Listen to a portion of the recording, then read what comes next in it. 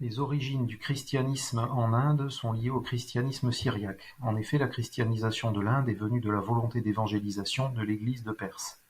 Dans l'Antiquité, les relations entre Alexandrie en Égypte et la côte du Malabar, au sud-ouest de l'Inde, ou Kerala, étaient importantes. Le philosophe néoplatonicien d'Alexandrie, Ammonios Saccas, maître d'Origène et de Plotin, était d'origine indienne.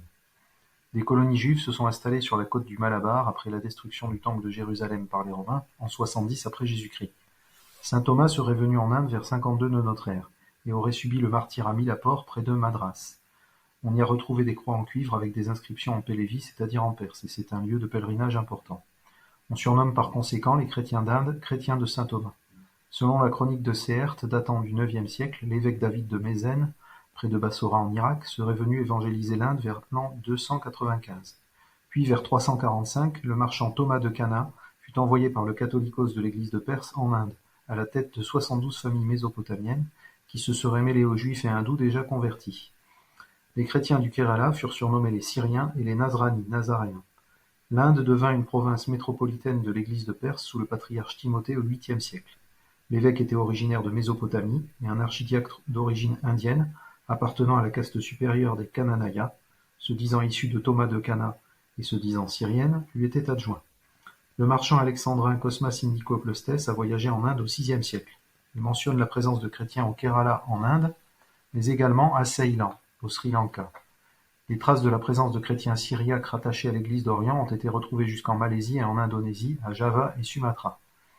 Cela s'explique parce que les communautés locales étaient sans doute d'origine indienne, car les liens avec l'Inde étaient importants. L'hindouisme et l'islam sont venus en Indonésie via les marchands et missionnaires indiens. Vers 431, les chrétiens syriens d'Inde ont adhéré aux thèses de Nestorius comme ceux de l'église de Perse. Au XVIe siècle, lors de l'arrivée des Portugais, on estime qu'il y avait environ 1400 églises sur la côte du Malabar et 200 000 familles chrétiennes. Mais en 1599, le synode de Diamper, organisé par les Portugais, s'est soldé par un auto-da-fé. Les livres sacrés des chrétiens indiens ont été brûlés, les nestoriens d'Inde rattachés de force à l'église catholique. Mais en 1653, les chrétiens indiens se sont révoltés à Cochin, où ils firent le serment de la croix de Cunan, affirmant leur fidélité à l'église d'Orient. Ils firent venir en Inde un évêque syriaque, mais celui-ci appartenait à l'église jacobite. Il a fallu attendre le début du XXe siècle pour que l'église de Perse revienne en Inde.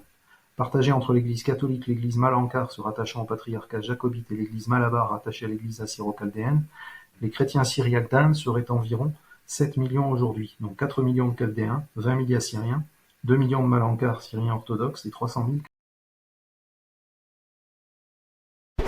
Created using Powtoon.